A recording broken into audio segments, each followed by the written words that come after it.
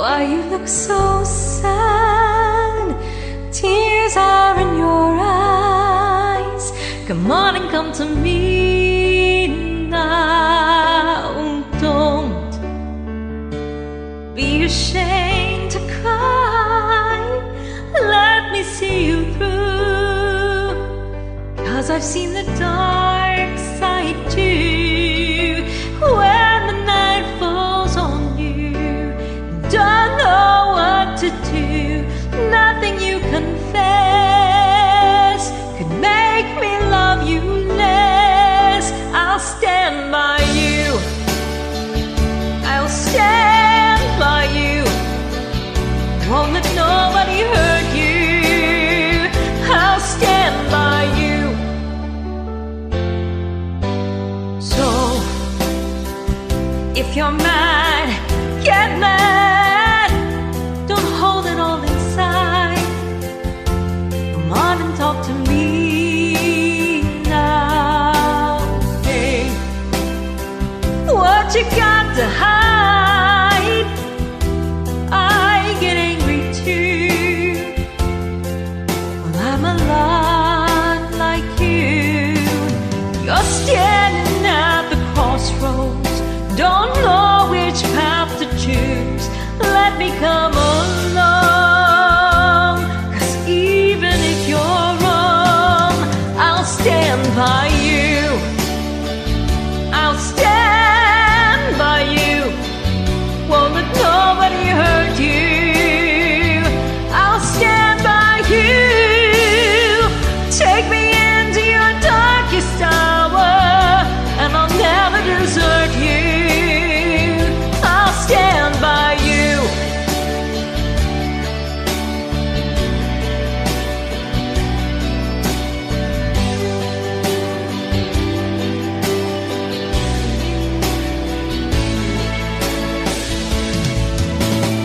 And when the night falls on you, baby, you're feeling all alone. You won't be on your own. I'll stand by you. I'll stand by you. Won't let nobody hurt you. I'll stand by you. Take me into your darkest hour, and I'll never desert you. I'll stand by you. I'll stand by you. Won't let nobody hurt you. Yeah, I'll stand by you. Won't let nobody hurt you. I'll stand by you.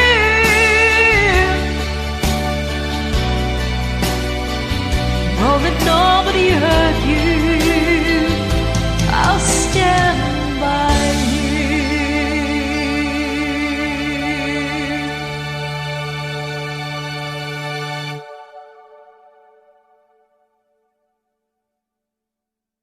A story is true, a story is untrue. A story is a work of transformative fiction. As time extends, it matters less and less.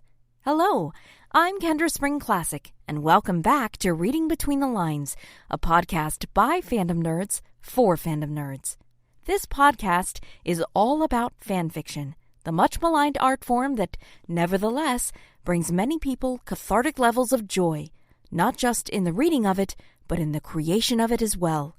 If this is your first time listening, welcome. We're so glad to have you. But be sure to go back and listen to our previous episodes. These are evergreen stories, which can be revisited again and again. You're certain to discover something new each time. I know I have. In last month's episode, I featured Ukrainian author Lecky, whose introspective Flint fic opened up not only the world of Black Sails, but the reality of the war in his homeland. We spoke at length about the meaning of home, the power of stories, and just how much Silver might have known going into that lantern-lit confession in the Season 3 finale. This month, we're staying in Flint's POV for a revealing conversation with Madi, which takes place in the moments after they learn that Silver is still alive. Toby Stephens has stated that James became himself with Thomas Hamilton. If that is the case, then he became arguably his best self, balanced between Silver and Madi. We talk a lot about tethers in this fandom, and for all the focus on Madi being a tether for Silver, we tend to forget that she was also a tether for Flint. This short ficlet captures a rare glimpse at Madi as a patient guide to an incredibly raw and vulnerable Flint. Join me for this beautifully evocative story of love and hope, springing up to fill in those cracks that loss and longing leave behind in Stitched with Its Color by Etoile.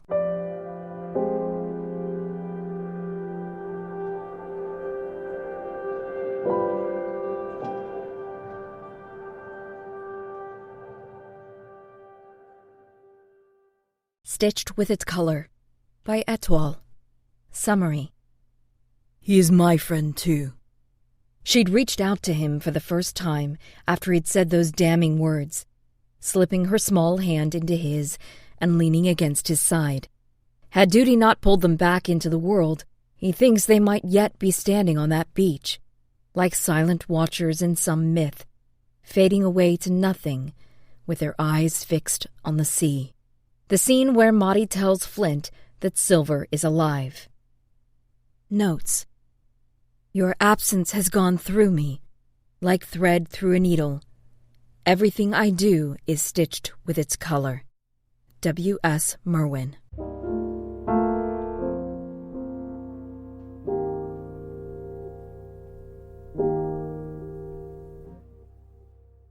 Flint feels the warm, steady pressure of a touch on his shoulder. He doesn't look up.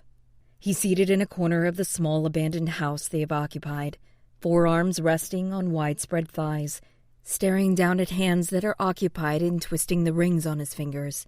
He doesn't need to look to know it's her. No one else would dare touch him, or care to. She undoubtedly means it as a comfort. And it is, or would be, but that every such gesture serves as a reminder of its cause, a pain far too vast to be soothed. It is at least some relief to see his sorrow mirrored in her eyes, and know that although they do not speak of it, there is someone with whom he does not have to pretend he is whole. He's barely able to plaster over the aching void at his core with movement, with plans, with action, but as soon as he stills, the cracks start to show, and when she touches him, he runs the risk of crumbling entirely. He is my friend, too. She'd reached out to him for the first time after he'd said those damning words, slipping her small hand into his and leaning against his side. Had duty not pulled them back into the world, he thinks they might yet be standing on that beach, like silent watchers in some myth, fading away to nothing with their eyes fixed on the sea. But, given no choice, they carried on. It was only later, alone and restless in the dark, that Flint had thought of her hand in his and felt the echo of its history, the touches it had bestowed, as if Silver had left an impression on her skin, an impression she could share. It's the closest he will ever come to such a touch now. It's closer than he ever would have come before. They have been each other's strength since that day, and if he provides her with assurance that this war is not in vain, that he can be their champion, and at least it will have meant something, then she provides him with this, confirmation that there is one person left in the world who sees him for who he is, and will lay a hand on him in kindness. She doesn't expect anything of him in these moments, and so he doesn't raise his head, but there is tension in her body, and he realizes she is waiting. He does look up at her then, and sees tears shining in her eyes. Neither of them has had any tears left for days, and he is instantly filled with panic, a horrible fear that there could be something worse. He rises, preparing himself to face it, to descend once more into battle. But when she finally speaks, her voice is the barest whisper, and it cracks him open in a way he hadn't known to brace against. He's alive. It's like being pushed off the edge of a cliff. Flint holds himself perfectly still, frozen in place while his heart leaps and starts to pound wildly in his chest. His eyes dart around the room, instinctively confirming that they are alone. Then the facade collapses, and he crumbles in on himself, pulls her into his arms without a thought, and holds her tight. She trembles against him, and there are hot tears running down his own face that he makes no effort to conceal. Alive! He pulls away, draws a shuddering breath. Where? How? At the Rex. But he is in danger. They have sent men to arrest him. We must move quickly. Flint gathers men, gives orders, but it's all second nature, and his mind is wholly occupied with images of Silver, alone and defenseless. His grief transforms to fear, because it's not over yet, won't be over until he has brought Silver back. Back. Alive. The fear shifts, and as he waits impatiently for his men to arm themselves, it condenses into a cold, sickening knot in his stomach, which has nothing at all to do with British soldiers. Madi. He says her name softly. He never has before. Wouldn't have even until today. But what is this, if not brutally personal? She's still by his side, standing in the dusty yard, and she looks up at him with red-rimmed eyes. He makes himself say it. These past days, you have to understand, I have no illusions.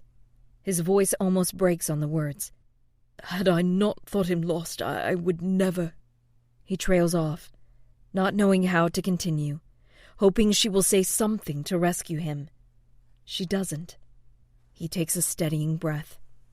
He's lucky to have found you, and I'm glad of it. I cannot imagine it would serve any of us to dwell on this time. She watches him in silence, expression unreadable. He meets her gaze steadily, bearing himself for her judgment. It was one thing for her to have accepted this when it meant sharing the burden of grief, and quite another when it means whatever this will be. It doesn't matter. Any damage that has been done, he can bear it. The humiliation of his exposure paling in comparison to the only fact that matters. Alive. Does he speak of me? Her question takes Flint aback. The true answer is not really. Not the way she means. Silver has voiced admiration of her strength, her leadership. He hasn't made a secret of the nature of their relationship, but they've never spoken of such things lightly. Flint hesitates too long in answering, and she continues. You are the center of his world. He cannot imagine himself without you. It scared me when I first learned of the depth of that connection. I thought you might be someone who would use such a thing to your advantage. A slight smile curves her lips. I did not know you then. He wonders for a moment if they could possibly not be talking about the same thing. Yes, he and Silver are singular to each other. That hardly means... It is true that he loves me, she says, cutting him off. He loves me all the more fiercely because loving me is a relief. Loving me is easy. It confirms what he wants to believe about himself. His love for you? I believe that love terrifies him. I don't...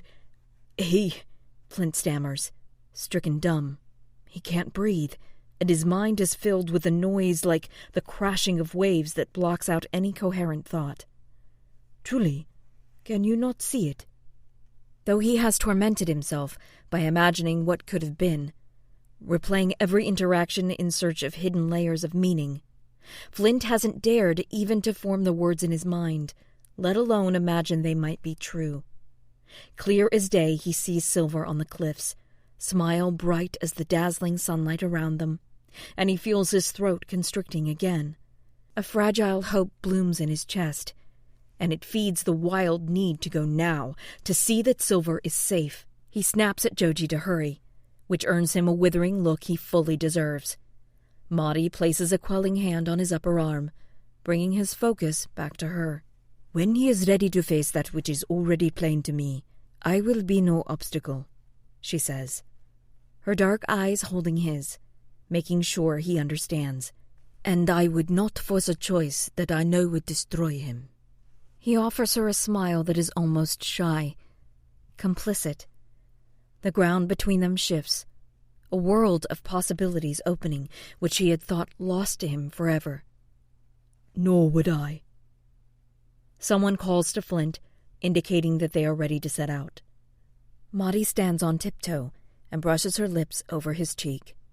And that these lips have also kissed Silver feels like a promise now. "He needs you. Go to him. Bring him home."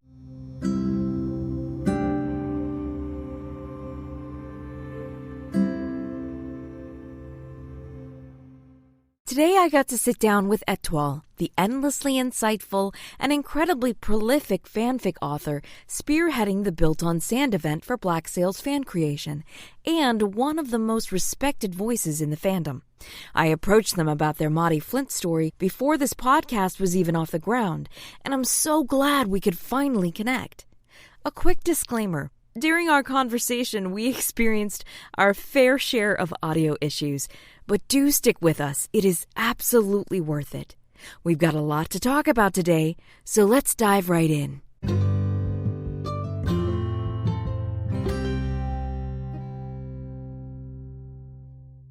Well, welcome. Welcome, Etoile. It's so wonderful to have you on the podcast. How are you today? Doing well, thanks. I really appreciate you inviting me on. Good. I'm really excited. This has been a piece that I've been wanting to do for a long time. And I know that I contacted you months ago before I even had the podcast up and running. It was just kind of a baby idea in my head. And this was a piece that really resonated with me because there's not a lot of fics that really touch on that relationship between Madi and Flint, specifically in this kind of condensed time frame of where they're both just mourning Silver. And this is a really, really beautiful moment in time. So when did you first discover Black Sails? Well, I think like a lot of people, I sort of missed Black Sails when it was first airing, and then during the pandemic, when I think a lot of us were sort of looking for media, I had a couple people recommend it to me. I was in a phase where I was reading a lot of queer romance, a lot of sort of historical things, and had folks from that community recommend this to me as pirates and canon queer content, and I could not resist and was just immediately hooked and got very, very drawn in. So I think it was early 2021, and I watched it all pretty quickly with a group of friends and really have never looked back. Yeah, I think a lot of us have had the same experience. So many people that I've talked to have mentioned that it was about around that time. It was during the pandemic, and I am hoping that with the writer's strike and the actor strike, with kind of production grinding to a halt on a lot of things, that this is going to spark another Black Sails renaissance, just like it did in the pandemic, where we were all desperately searching for content. So what really resonated with you about Black Sails in particular?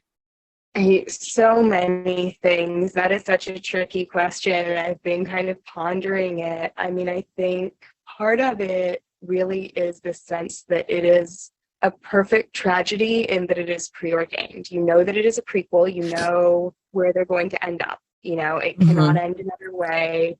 And yet when you're watching it, it keeps feeling like maybe they're going to work it out. Maybe something could somehow happen and we'll just talk and it's going to be okay, and it's not.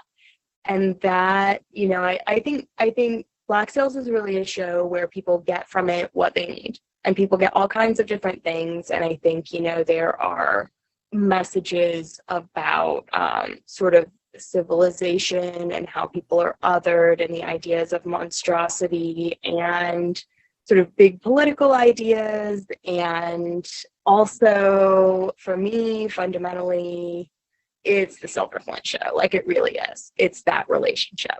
It's the way, from when I was first watching it, that they cannot quite connect, even though they are the most important people to each other. And again, you know where it's ending up. And I went in spoiled. I went in knowing where it was ending up.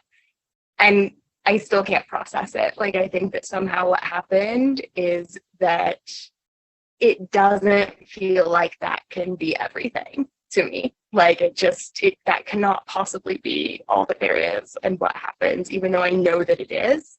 And so I had never written fic for anything before, but I just like needed to process. And it really feels like what happened is I'm just like writing to process this show because I can't reconcile how it all ended. So yeah, perfect tragedy. Yeah, I think a lot of people go into Black Sails fan fiction either writing or just reading it as therapy, because it is very, very hard to let go of the show. I had never read fan fiction before in my life, but when I got to the end of this show, I was bereft. I couldn't let go of the characters. And as satisfying as the ending is from a story standpoint, it is personally and emotionally devastating. And I understand that it is a beautiful ending. It is a perfect ending that sets up exactly where everybody needs to be for Treasure Island. But in my heart, going back, and the first thing I wanted to read when I went into Black Sails fan fiction and started searching was Fix It Fix for the ending. I was like, please, we've got to go back. We've got to somehow make everybody happy at the end of this story. And so for a while, that's all I would read is stuff that kind of soothed the raw edges of all of this existential crisis that I was feeling at the end of the story. And then going back, the further I got into the fandom, rewatching and everything like that, I really enjoyed going through and stories like this, where you're looking at a moment in time and you're examining character motivations and the depths of this story, the depth of the writing, the depth of the performances. It really does offer up so much opportunity for writers to go in and examine motivations, because they are there to be pulled out and extrapolated. And it's just fantastic. And you've written so many stories that have really, really personally moved me. And I wanted to go with this one because of the unique aspect of the story of going in with Madi and Flint. This is the first one, the first story that I'm featuring on the podcast that does feature Madi. And so I really wanted to open up that discussion. So you have written for other fandoms and you've had more experiences in fandoms. How does this compare to other fandoms that you may have been involved in the past? Well, so I think my experience is sort of interesting in that this is definitely the first time that I've been active in fandom. I came up in fandom when I was very young. I think like a lot of us sort of pre-adolescent, adolescent, discovered the internet. I'm dating myself, but sort of variety of fandoms that I read fic. And it was more of like a passive experience. It was very formative to me. I do think that's always sort of been how I've seen the world, but I never wrote, I never actively engaged, I never even really commented. And then there was a period of maybe at least 10 years, probably more than 10 years, where I was just not really in fandom at all. And then really sort of came back for Black Sails because I did watch it and nothing that I could do was sort of enough, like passively consuming it was not enough. I watched it, I immediately started reading fic and then started writing, but I have not been engaged in other fandoms in the same way, so I don't think I have the same point of comparison that a lot of people do in terms of maybe being in bigger or more active fandoms. Like, this has really been it for me in terms of what a fandom experience is like, which, I think in some ways has been positive just because this is such a deeply engaged, really intelligent, really passionate group of people who are so dedicated to this show. So, while it might not be maybe as big or as active as some, I do think that it really, especially as a creator, gives you a ton of support. And there's just so much there to explore. So this is it for me. Like, yes, I've written like 2 other fics, I think, but to me, I'm like a Black Sails writer, and a couple times something else has gotten stuck in my brain. Like Fetch Phillips Archives is like, well, Luke Arnold wrote it. It's an extension. He's processing the same stuff that we're processing, frankly. Like, it's very obvious when you read those books. So that felt like an extension. And then the other thing with The Exorcist is just like, 1,500 words that got stuck in my head. But I think for me, Black Sails really did something super unique to my brain chemistry that pulled me to do this. Yeah, I agree. And in terms of if you're going to pick a fandom to get involved in, this is the one. I've spoken about this before. The only other fandom that I've really been super involved in was Outlander. And the difference between that fandom and this fandom is absolutely night and day. And then talking about Fetch Phillips, the parallels, and you can so tell that as he was writing it, he had his head so immersed in Black Sails that it couldn't help but bleed into the text. There's so much. So you have written both these short ficlets. This one that we're doing is a ficlet, but also some beautiful long form series.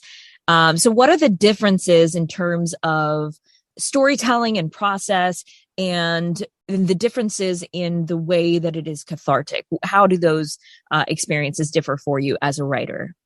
Yeah, that's a really interesting question that strangely I hadn't thought too much about before this interview, because to me, I think it feels like, and I think we might talk a little bit later about sort of writing process in general, but the process isn't that different. It feels like sort of unearthing what I want to show. And it's a question of like, well, how much do I need to sort of excavate to show what I want to show about this world? But I'm not sure, like, from story to story, it's a question of like, well, how far into it am I going to dig? But it could be just as sort of rich and expansive in all of these different possible universes. And, for something like this, sure, what Madi piece that you're featuring, it's like, okay, we're focusing on this one conversation, but the rest of it is still there. In the back of my head, I'm not showing it, but I have a really full sense of what that whole world looks like, what happened before, what's happening after. And this is just as much as we need to show for the reader to understand what they need to understand about the point that's being made here. Whereas for some things, for some of the longer form pieces, it's just, okay, well, you need to show more of that world in order to kind of get the point across. But I don't think there's necessarily, to me, a difference in, I'm sure that somewhere in the back of my head, the structure is different, storytelling is different, but I think a lot of writers do that really consciously. I don't do that consciously. It just sort of organically, like, this is what it needs to be, so this is what it is.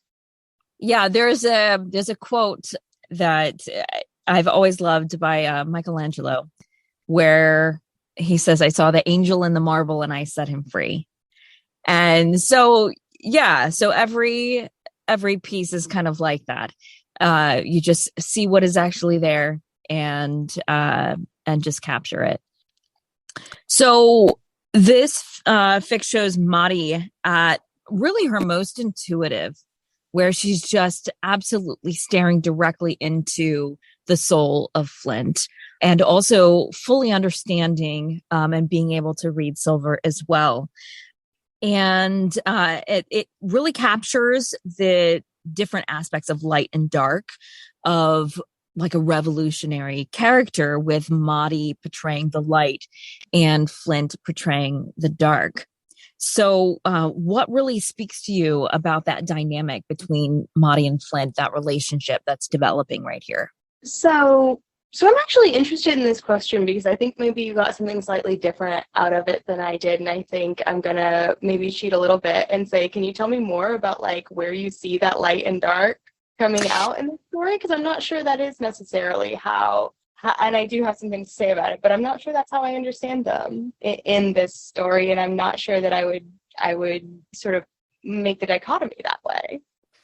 I don't know that it's specifically in this story, but I think it's overall in their characters that Madi is going at this as a revolutionary with much higher and more selfless intentions. And Flint is coming at it from a darker point of revenge. And I think with his relationship with Madi and the way that he evolves over the course of his encounter with her and developing that relationship, he comes further and further into the center from the darker portion. And he's being brought by Madi into the light of understanding the selflessness of which she is pursuing this war. This war is not about her. It is not about revenge against something that is a slight to her.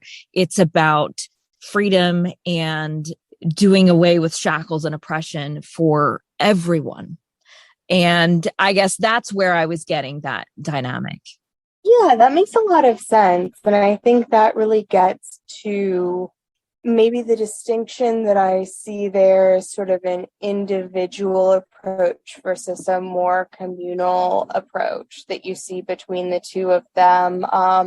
I do think in some ways they're both coming from a place of revenge. I think that, you know, what Madi's people have experienced is obviously sort of the very extremity of oppression, of being enslaved, but it's not something that she personally has experienced. She actually existed in this very sort of supportive community with both her mother and her father and all of the Maroon community to support her in her role of leadership, to sort of educate her about her place in the world, the place of her people in the world. And I think that Flint really has not had, we see him existing in relation to this variety of partners, right? And Silver calls it out of like, okay, it's Thomas and Miranda, it's Gates, it's Silver. Like, he always needs to talk to somebody.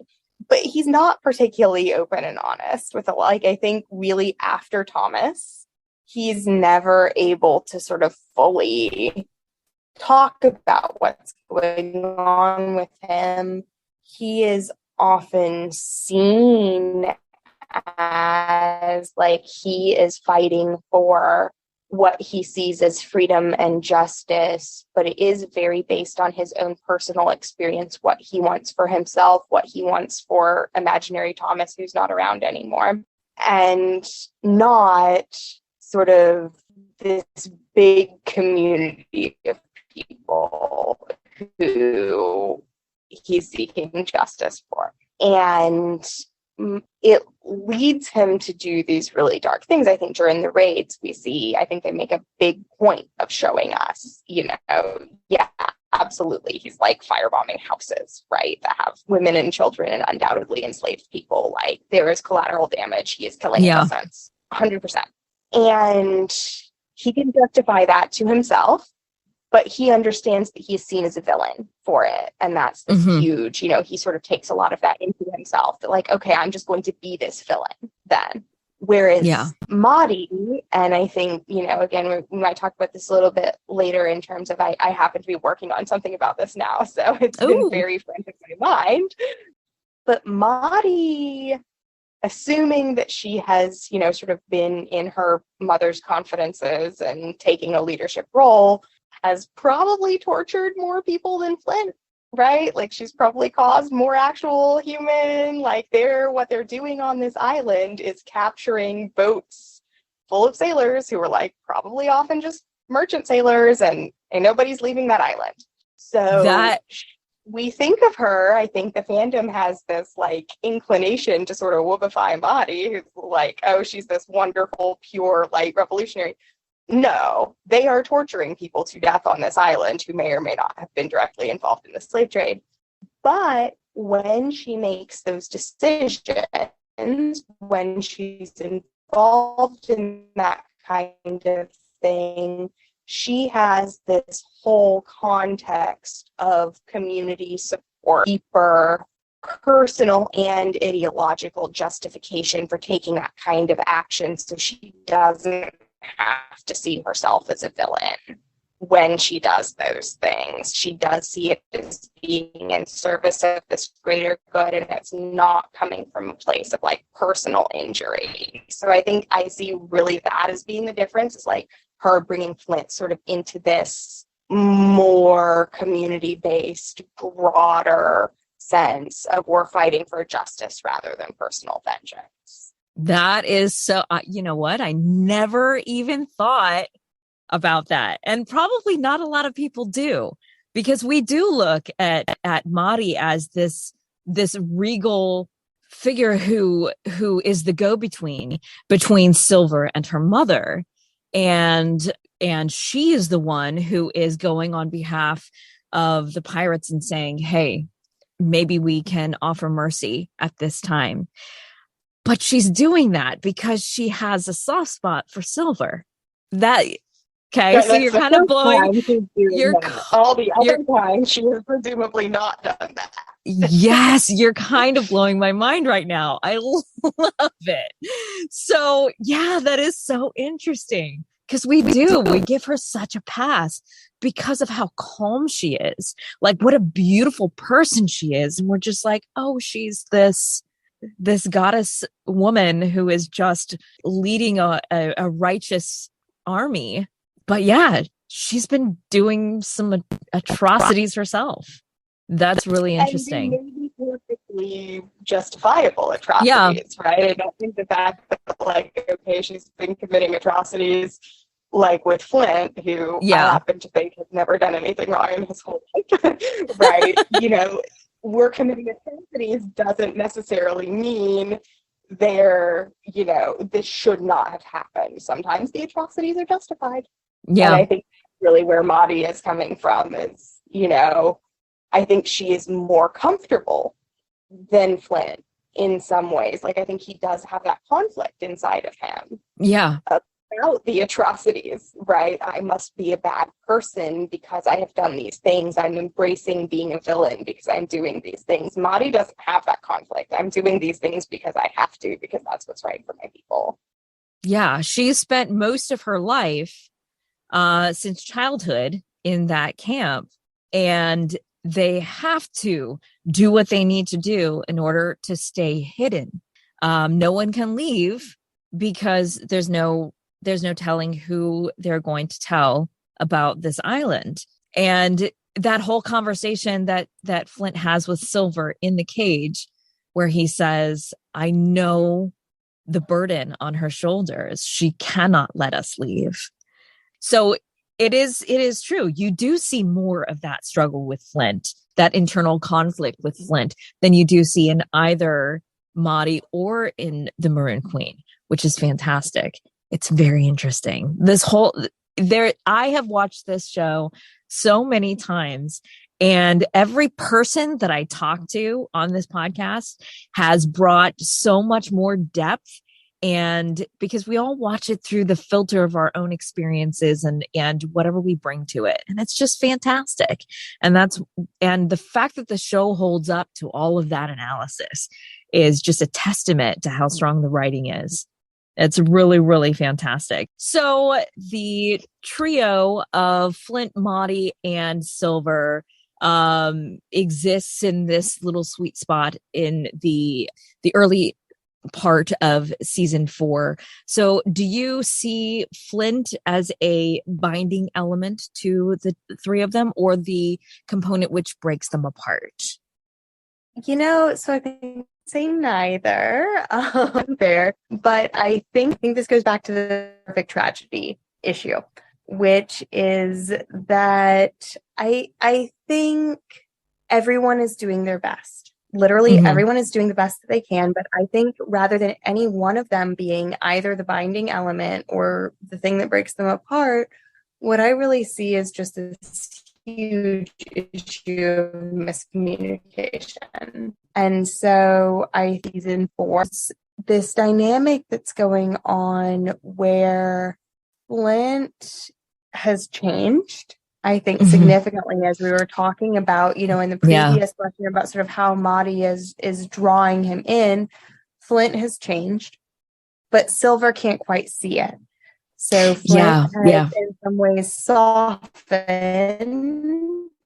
and really gotten to be passionate about not just revenge, but everything that they're fighting for in terms of freedom and justice and creating a home.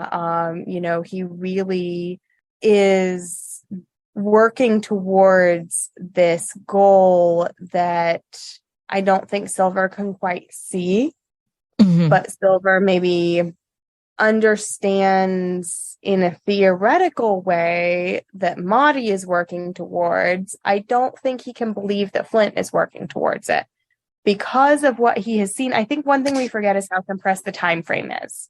So this is less than a year. The entire series takes place in less than a year. And so Silver really sees Flint, I think, as being bent on vengeance and being willing to do anything. And I think, when he says, like, when I thought I lost Madi, I saw what you saw. That's where he thinks Flint still is that phase right after he lost Miranda. And Flint has moved on from that, but I don't think that Silver can see it or believe it or trust it. And that's really understandable because he has seen Flint do all of these terrible things. But he can't believe that Flint has changed. And Flint, I think just as much, I think we focus sometimes on the ways that Silver can't see Flint. But just as much, I don't think that Flint understands that someone can have the same information as him and yet not come to the same conclusions as him about like what needs to be done. And so I think that Flint really thinks, okay, Silver has been with me through all of this and understands all of this. And so he must be on the same page with me about why revolution is necessary, about why we're fighting this fight. But he never really stops to sort of say, is this what you want? Is this what you're in it for?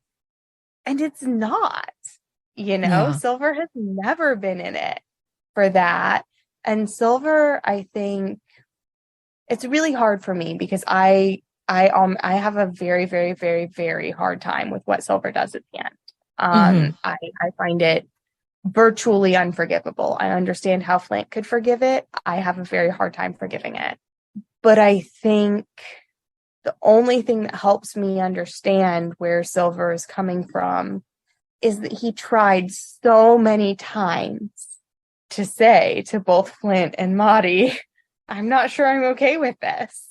It's both the would I be enough for you stuff, but also the what if this just ends in all of the existential horrors, right? And neither Flint nor Madi really think about it. They don't see what he's reaching so hard for. He keeps trying to express it and they don't see it.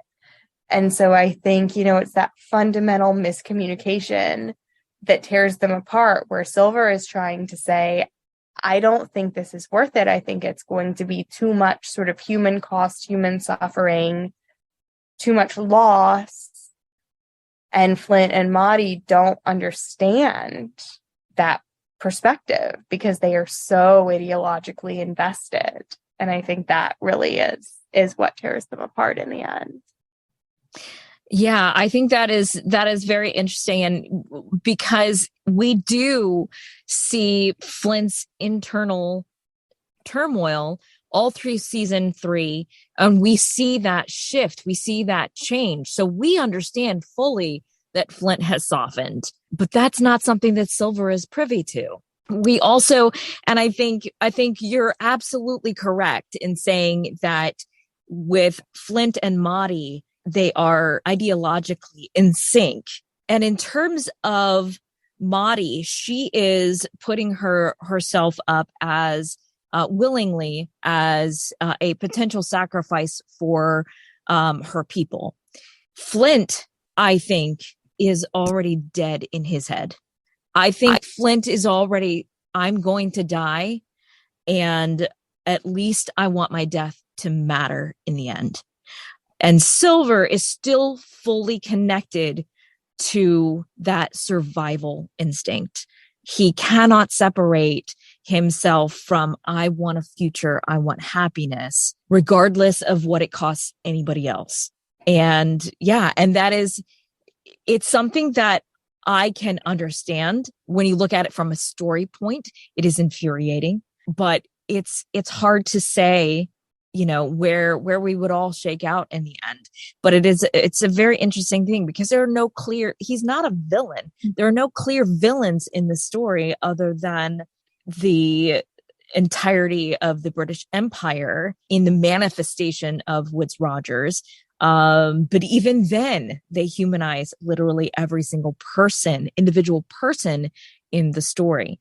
So that is very interesting. Yeah. Also, an extent to which Flint feels like, okay, I'm already dead, because he sees what Silver and Madi have. Because it's like, well, what do I have to live for? And I think he does understand himself in relation to other people a lot, which Silver does also. Like, that's actually a thing they have in common.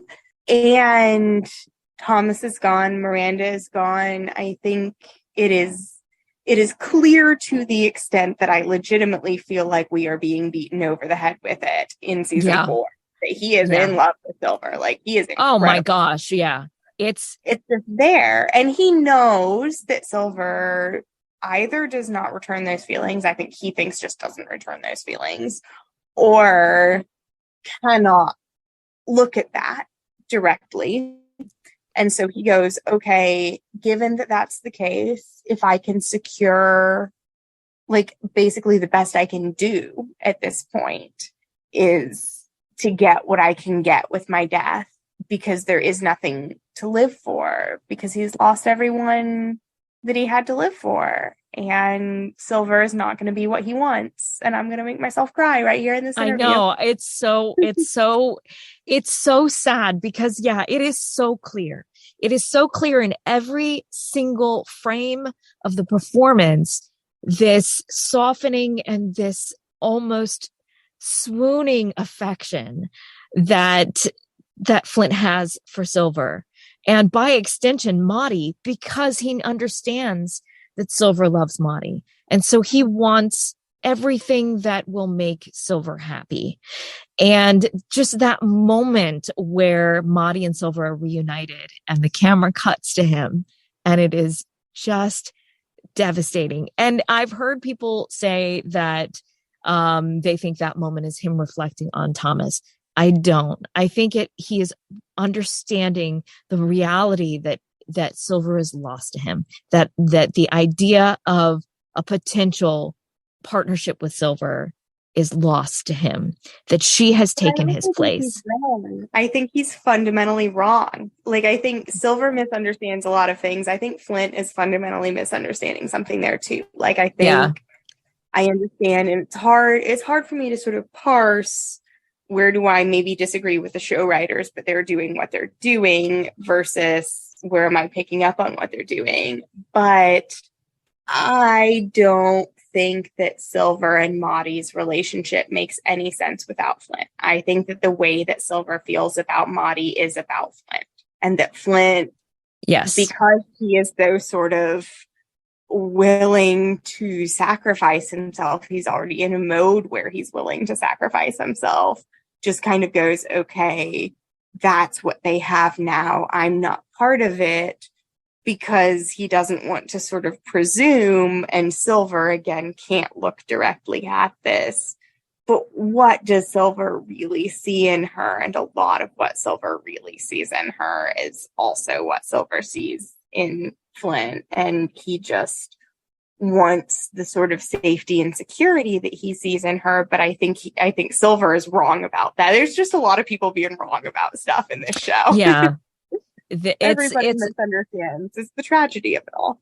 Yeah, it's a lot of people kind of towing the line with society's expectations. What he sees is what he is supposed to feel for the appropriate partner. But when he says, oh my God, you sound exactly like him. She's always sounded exactly like him, not just in that moment. From the get-go, they are mirrors of each other. And I don't think there is any kind of valid interpretation of that dynamic that is not Flint entirely just overwhelmingly in love with Silver, and Silver understanding that on some fundamental level and rejecting it out of fear. Yeah. And that's one of the things that also makes season 4 so heartbreaking, because it is this constant feeling underneath, and I'm going to make myself cry, but like this it's constant feeling underneath of this longing, this overwhelming longing, where Flint finally understands, because it is in season 3 when Miranda, or his projection of Miranda, says, you can't see it now. You can't see it yet. You're not alone.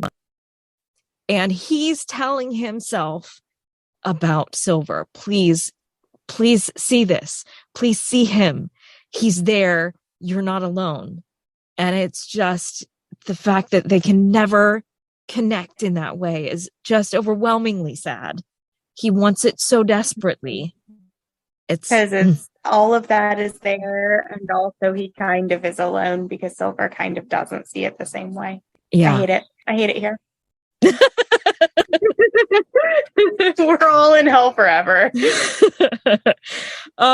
So I also wanted to talk about some of your other work as well. You've written one of my absolute favorite fics in this fandom, and that's Long as Amber of Ember Grows. Not only that, but Jay did a podfic of it.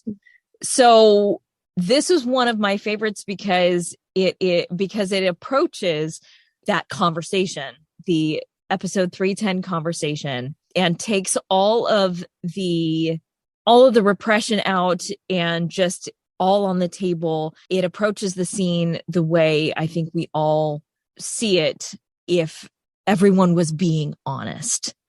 And that's one of the things I absolutely love about it, because there's so much self-deception that goes on in all of this. And when you lift that out, all of a sudden the pieces tumble into place, and you have this perfect moment.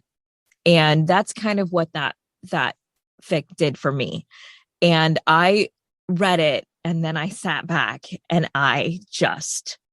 it's so beautiful. So can you tell me a little bit about writing that and what it felt like to have that story recorded for you by Jay? Yeah, absolutely. So it's interesting because both the story that you're featuring on this episode, Stitched with Its Color, and then this one, Long as Amber of Ember Glows, were both like birthday prompts for friends. Where I think maybe you can tell I'm perhaps inclined to a little bit darker interpretations, a little bit more sort of angsty, difficult, nothing is really fixed here. But just that idea of like, what would it have been like if 310 had gone as we all might have hoped, and just giving them that kind of fix it. What would it be like if they all said what they need to say. I think it's the only time that I've let them say that they're in love with each other. And just what does it take to get them to that conversation? But it does feel like 310 is one of the only opportunities that they have where they get close enough to talking to it about it that they could realistically have that conversation. And it was so cathartic to kind of go through the whole process from where they start, and Silver is kind of terrified by Flint revealing directly what I think they both knew, right? Like the chemistry is so incredibly there, but it's different to have it be named and brought out. Yes. And letting them go from there to talk through it and connect with each other that way. Just cathartic is really the only word that keeps coming back to me. It was their opportunity for once to just, once that happens, it would be, there's so few points at which it could be fixed. But I think from there, like that's where it would be fixed, is if they could have said what they needed to say. And it was really a joy to let them have that with each other and then fuck on the gold. That's one of the things that I talked to Lecky about in the previous episode is, in the context of the story, in the context of the show, why does Silver ask that question the way that he does? He asks it because he already knows. He already knows. He asked it without pronouns. Like the fact that he asked it in that way means that he doesn't. Yeah, exactly. Because the idea, the romantic hero, he is revenging a damsel, but he knows. He knows because the way that we as viewers know is that all of this subtextual, these emotions running underneath the surface, everything that the actors are displaying on their faces choreographs everything that they haven't said to each other. And it's really, really beautiful. It's really, really sad because you see the hope on Flint's face when he is finished telling that story, like, okay, here we are. What's going to happen? And then slam shut. I'm going to be the end of you. Yeah, I've gone back to that, I think, in a couple different fics because it just kills me. Again, like fic is processing, right? I cannot even begin to fathom what it is like to put that much of yourself out there, and it's so obvious that he's hoping for something and he just doesn't get it back, but he gets back something that is almost equally as intense, right? It's not a rejection of the connection that's between them. It's just not being able to sort of frame it that way yet. But I think there's something else that I really appreciate as a fic writer, which is, again, that he asks the question that way. And that leaves so much room for Silver, for them to have already had conversations about this, for there already to have been knowledge of that, right? It does not shut out the possibility. It's not like, oh my God, you're into men? Like, fucking shock. That's not where we are. Like, Silver is not surprised by this. And the fact that Silver is not surprised by that part of it. Like, I remember, because I started writing long fic before I was done with the series. Edit whatever part of this out. Obviously, it doesn't have to be part of anything. But, like, I started writing it before I was done with the series. And what I needed to know, like, there were a couple things that I had to do. And one of the things that I had to do was watch that conversation, even before I got to it, to be like, okay, because if Silver is surprised, then they can't have been sleeping together before. Silver's not surprised. No. Right? Like, that's not the shock there. And the fact that that's not the shock there gives us so much room to play. And I love that. It's just like this whole giant complicated playground of a series between them. It really is, because he doesn't respond like, oh, oh my gosh, I never realized. He responds with, listen, I know you love me, but I won't let it kill me. Yeah. I'm prepared. I'm prepared to defend against it, and it might kill you. And I'm afraid of that happening because I care so strongly for you. And then Flint's response is to put a fucking sword in his hand and say, do it. Yeah. I can't with them. Yeah, it's a lot. And it's a lot every time.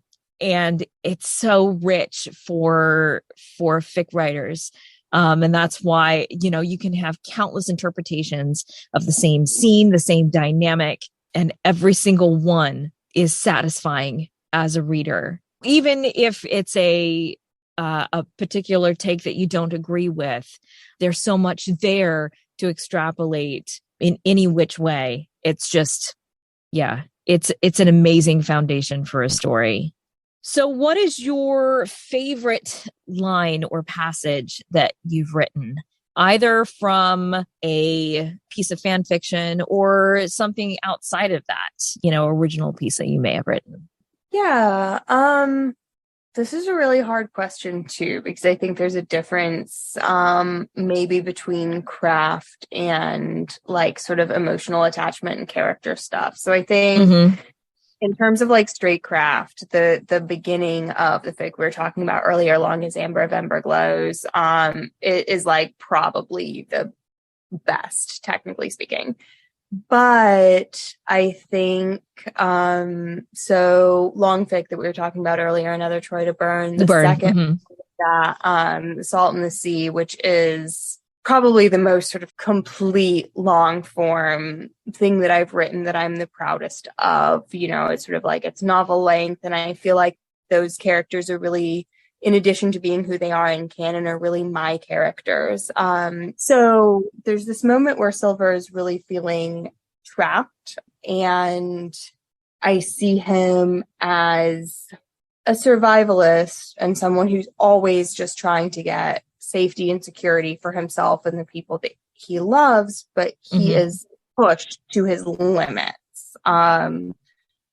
By Flint's manipulations, by the situation that he's in. And he thinks that he's sort of lost everything of himself that matters, how he relates to the world. And there's this moment where he is thinking about killing himself, and Flint walks in, and they finally have to sort of confront each other. And everyone's misunderstandings are like brought to the forefront, and it was just so incredibly cathartic to have them say words to each other after thousands and thousands and thousands of words of them not talking. Where I just absolutely loved, again, not solving anything necessarily,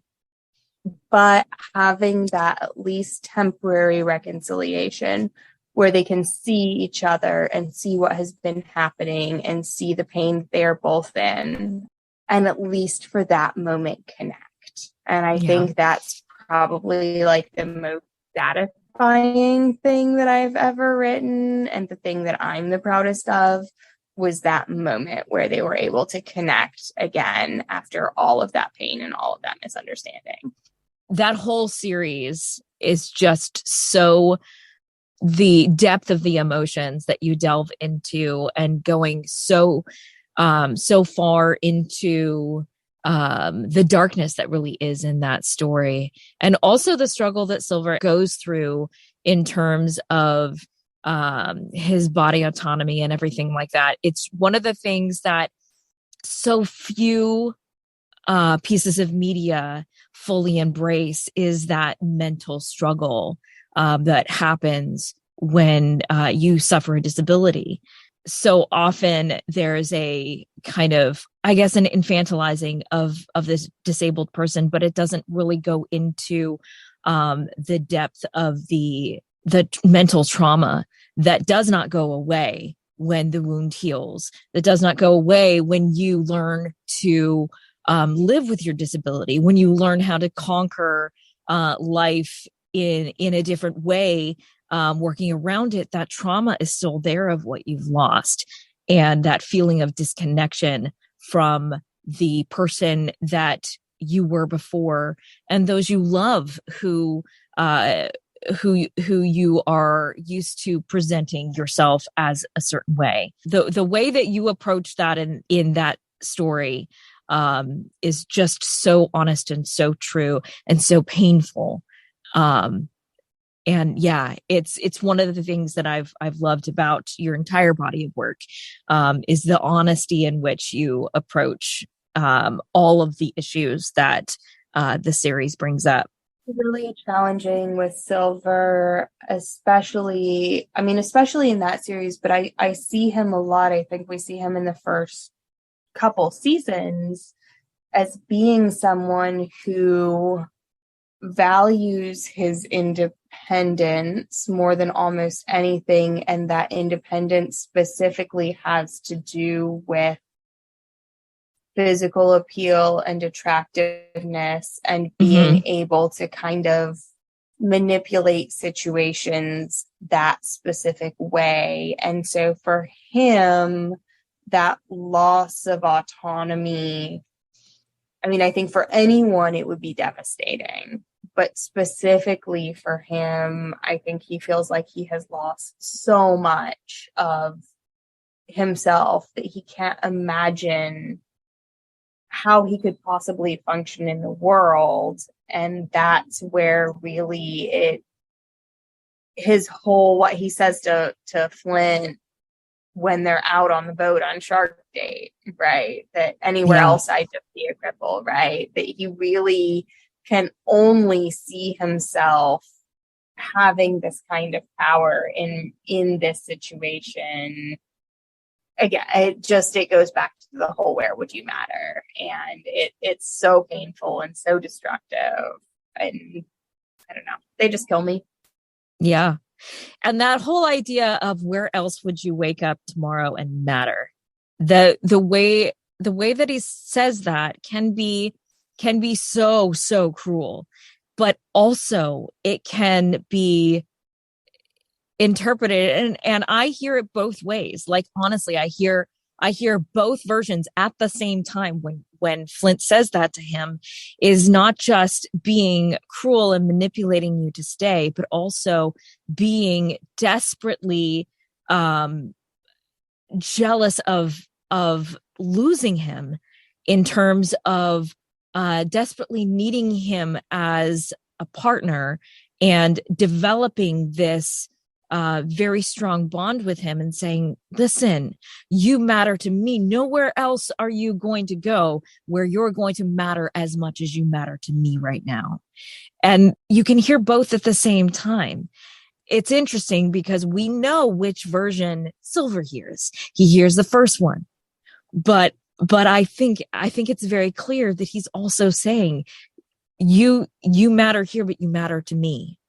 And it's another part that is just painful, where they're kind of talking around each other, but not really at each other, not really hearing each other.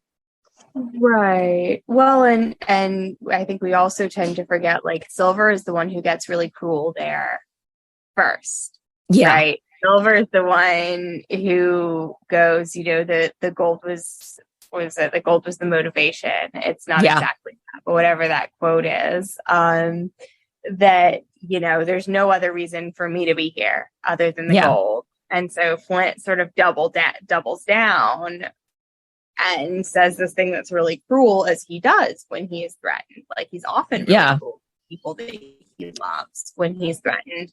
But it was Silver who really went down that path. Yeah.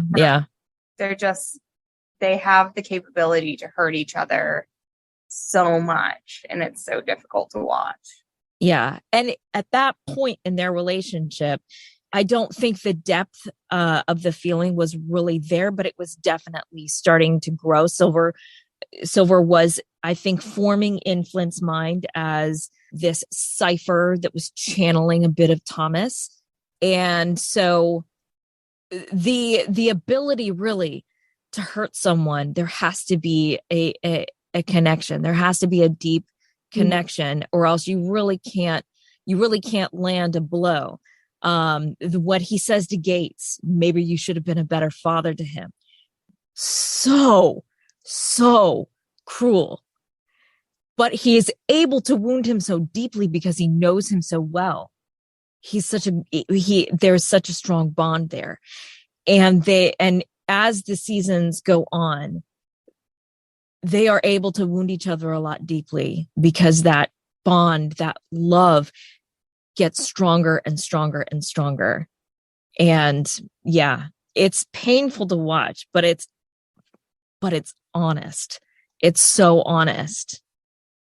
Yeah, I think one of the main ways I understand this show is sort of escalating spirals of hurting each other, of the same themes, of the same conversations over and over. You know, the way that whole conversation plays out in 2.7 with the where else would you matter, and Silver stealing the gold. And then here we are in season 4 or whatever, you know, with all of the would I be enough, and Silver having already planned everything with the plantation, right? That it's just these sort of escalating spirals of cruelty and betrayal and enmeshment, and it keeps building, and it's perfect. It's perfect. It is. It really is. And it's interesting that he asks Flint and Madi the same question. Would I be enough? But it's not exactly the same, because he asked Madi, if all of this went away, if the war was suddenly over, would I be enough? Mm-hmm. And she doesn't answer. And in that silence, we hear a no. Silver hears a no. What he asks Flint on the cliffs is, if I don't give you all of myself, if I hold something back, and if I say that you can only have this small part of me, would that be enough? It's a slightly different question. And it is more, and Flint is silent because he doesn't want a piece of Silver. He wants all of Silver. That's not enough. That's not a rejection. That is, it's okay.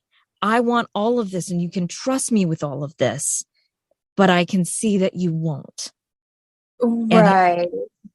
Yeah. Well, and I think there's that element. That's not actually the parallel I would draw with that question. I think the parallel I would draw with that question is, if you could have Thomas back, would you give up the war? Right. That's the question he asks Flint. That within is true. A couple episodes of each other. Would I be enough for you? And would Thomas be enough for you? And Flint says, honestly, I don't know what I would have done. Like, Flint gives him I don't know, but it's because it's very theoretical. Mm-hmm. But Silver can't. He is not willing to. He's not confident enough to ask, would I be enough? He has to put Thomas in as the proxy there. And he still doesn't necessarily get a yes, but I think he feels like, well, Flint can't even say yes about Thomas. Why the fuck would he say yes about me? But I think it would have been easier for Flint if it was about Silver, right? He just can't see the ways in which he matters. He can't believe that Flint loved him. He can't begin to process that Flint actually loves him like that. The trauma bonding that happens between Silver and Flint is entirely different than the relationship that happens with Thomas. And it's hard to really give a good parallel because we see so little of that relationship. And we know that the time that they spent, that James and Thomas spent together, was relatively short. I don't know. It's hard to say because, you know, there's so much sentimentality in that relationship with James and Thomas, but you see the full development of James and who he is at the end of this enormous process of change personally and growth and finally fully understanding himself.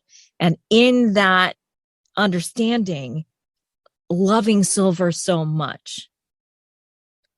I do agree. I do think it would be easier for Flint to give that answer if he had not used Thomas as a proxy. I still don't think it would be the answer Silver would want, because Flint can't say that the same way Madi can't say that. Like they both have goals that are much bigger than that, but it would have been a clearer conversation. Yeah. And maybe more could have been sort of resolved, but they're not allowed to talk to each other. So what is your writing process like? Awful and painstaking, slow. So I am someone who I really do feel like I think that maybe some authors feel like they're sort of making up what happens. I don't feel like I'm making up what happens. I do feel like I am sort of slowly unearthing what feels right. And so that generally means incredibly sort of slowly feeling my way through what is going to be right. Mm-hmm.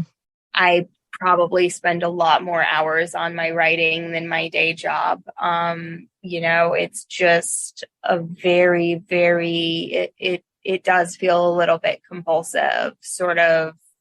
I've always got this going on in my head, playing with different options, sort of down to sentence structure, just experimenting until it gets built up into something that feels true. And for me, true really does feel like canon. I appreciate a lot of other authors who might do things that are a little bit more interpretive or sort of like removed, Madi, playing with concepts, let them be a little bit different. I think that my specific thing does tend to be sort of, how could this really truly fit within canon and feel right? And so it's just kind of playing until it feels right.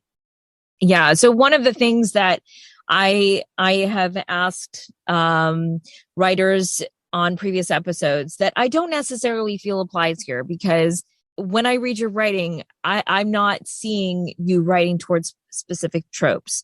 Your immersion in the story feels way more organic. And I'm not saying this to discount people who are writing with tropes. I love tropes, but there's a place for both approaches. And so with that in mind, when you're reading specific fics, do you like reading certain tropes, or do you prefer to read stories that are more organic and just kind of going into the text and peeking at it from a different angle? Yeah. I think it can be both. I think when I think about the tropes that I like to read, especially in this fandom, it tends to have to do with a lot of things that, because as they're sort of just saying, they have a really hard time talking to each other. And so I love tropes that give them an opportunity to talk. I think, anything that forces them into really extreme situations where they have to acknowledge their feelings for each other, anything that like puts them in altered states where they're like willing to say a little bit more. I also am really unsurprisingly inclined towards sort of like mutual pining, where they both think the other one could never understand, and that's kind of where I live. I do also think like one of my favorite things that I have written is Another Way, which is short form referred to as DubCon, because it's DubCon. That was really the like as so tropes that I grew up on, right? It was like, I've read fic forever, right? The sort of like fuck or die, like dubcon tropes are really sort of classic and maybe seen as problematic these days, but like speak to something in my baby reader heart. That it was like, okay, well, how could we do a trope like that and keep it like really true to who they are and work it in? So I think for me, the challenge with a lot of things that are like that are sort of more tropey is like, how can we make that still feel true to who they are? And there are ways to do it. So it's not that I mean, I think also the whole idea of tropes, right? Like stories are stories that humans have told forever. The idea that tropes are something that's sort of like inorganic or like we're imposing. Nah, this is how we tell each other stories. Like they're always going to show up, and they show up, frankly, like in the source material as well. Yeah. Right? Exactly. This whole idea of sort of like dark backstory where it turns out that his like lost love is the motivation for all of this stuff. Like that's tropes. It's just in the source material too. So, I think like with a lot of things, there's a ton of room to play. And I have a really good time with it, but I do always want it to be kind of feeling true to the source material. Yeah. With another way, going back to that, because okay. So what I love about that story is that it does start out with the DevCon situation where there is this ugliness and this horror that Flint feels about the situation and how it played out. But then as you go further in the story, it just cracks open to this incredible softness that blooms out of that, where the way that you're able to get from the way that story starts and to the blossoming and the honesty that comes out of that is absolutely beautiful. And I didn't think that when I first started reading it with that situation, I didn't think we could get there from here. But it just is a remarkable thing that you've done in very different pieces, like in terms of like this subtle shift in tone. And it's the same as the campfire. It's funny, we all imagine it's campfire, it's actually a lantern. With that story, it's the Mandela effect. So the way that starts with this incredible sincerity and this wonder to the playfulness that turns like right about mid-fic.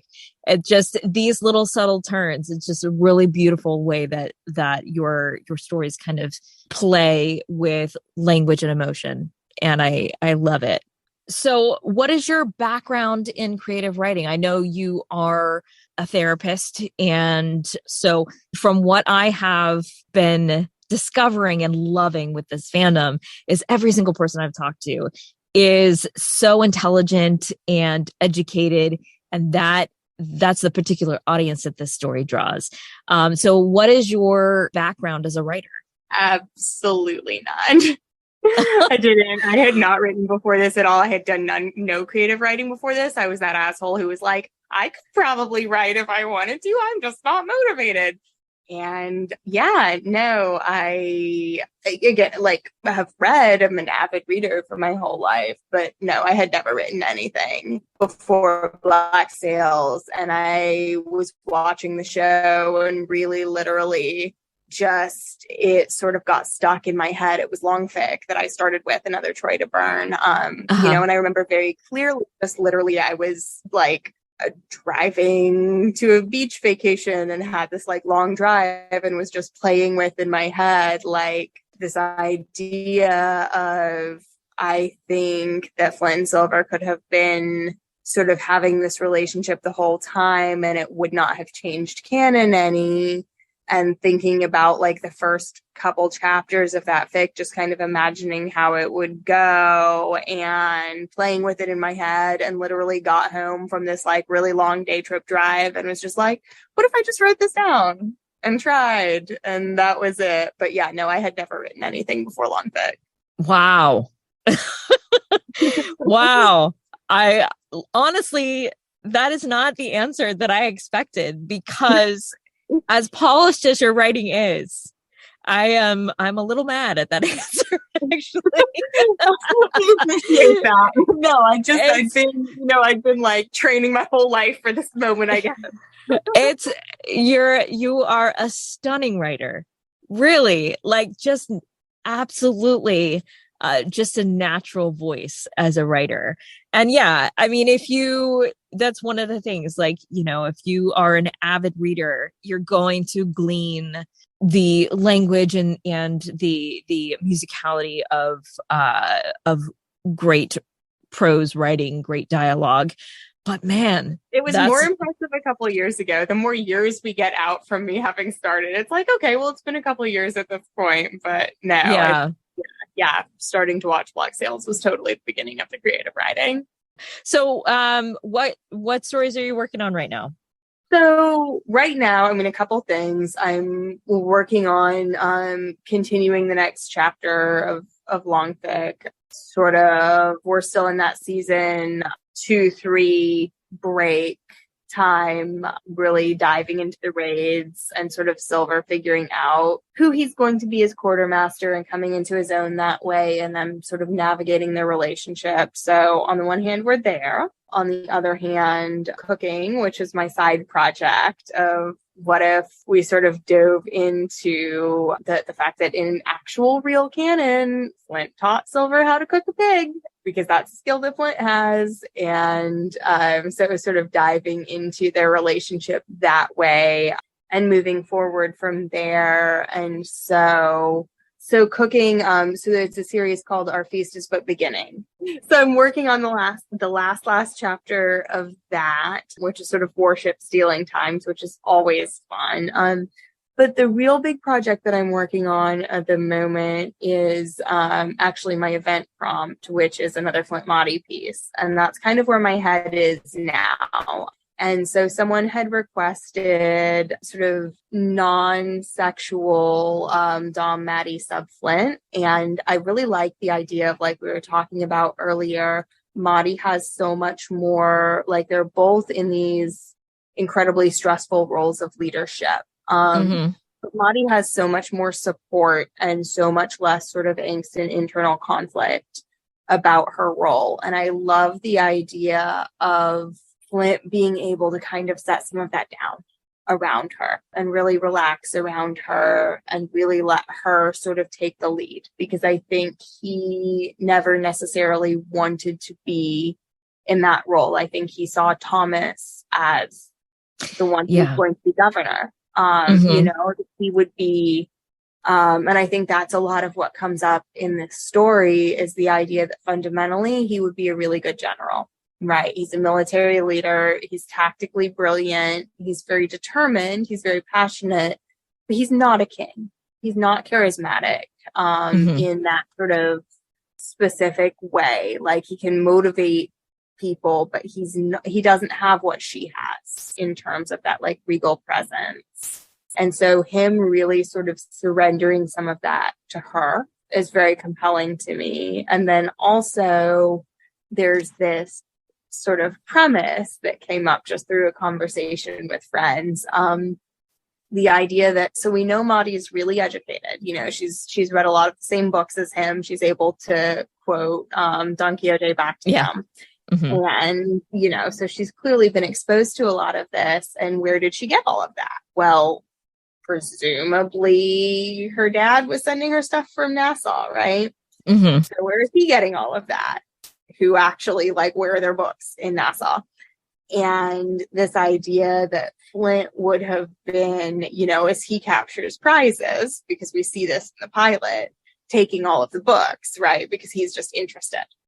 Yeah. And so the idea that the books that he captured from prizes and are selling in Nassau are sort of filtering their way back to Madi, because of course Mr. Scott did the purchasing for the Guthries and would be sending stuff back to his kid to educate her. And so part of the premise of it is that he keeps sort of seeing her with books and being like, that looks familiar.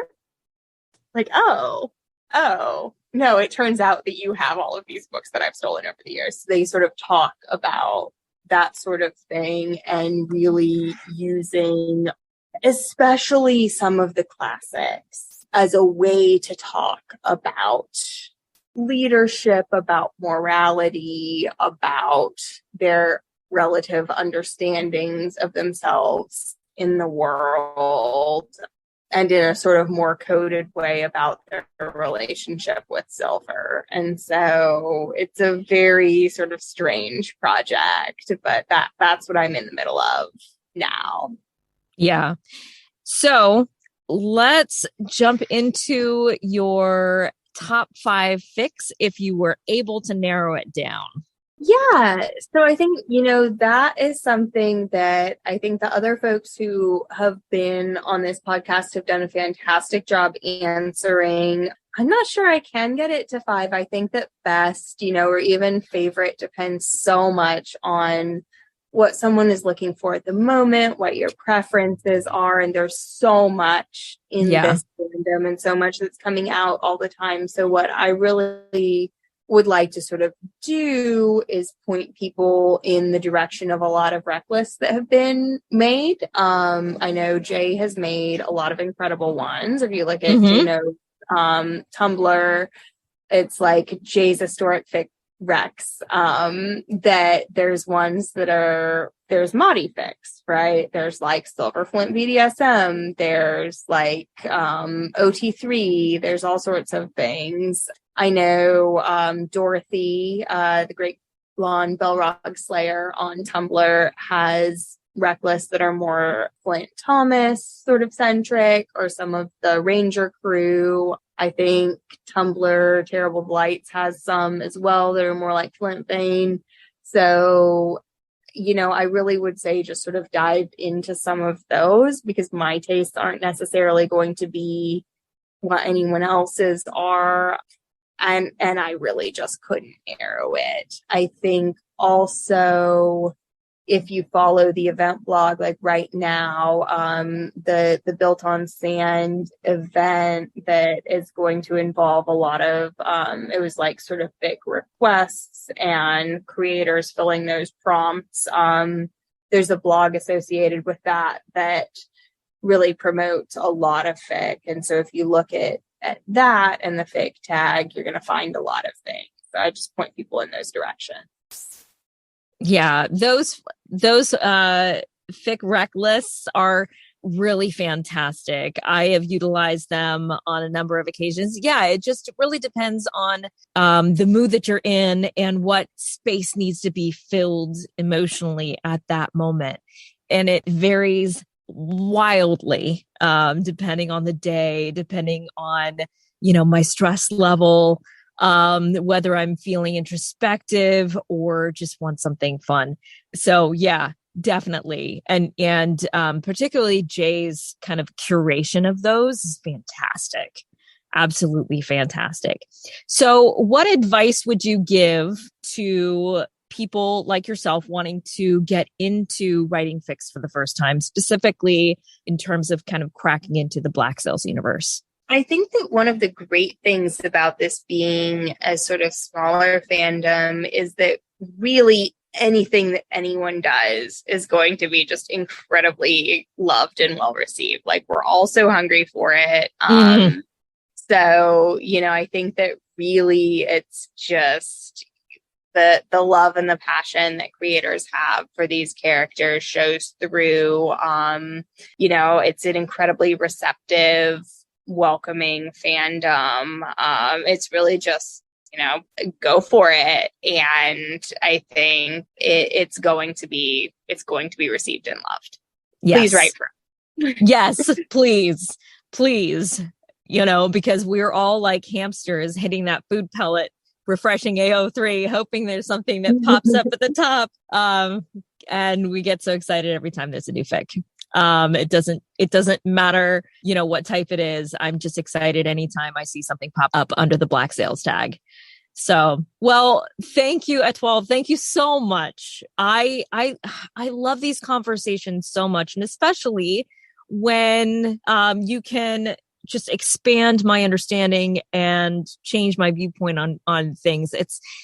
That's what's so wonderful about this series, and it's what's wonderful about reading everyone's writing and everybody's unique take on this, is that it's such a great story, and it launches so many different conversations.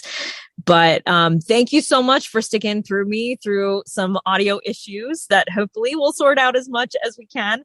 It has been an absolute pleasure. I'm so glad that I could finally have you on the podcast. Thank you so much. It was a ton of fun to be here.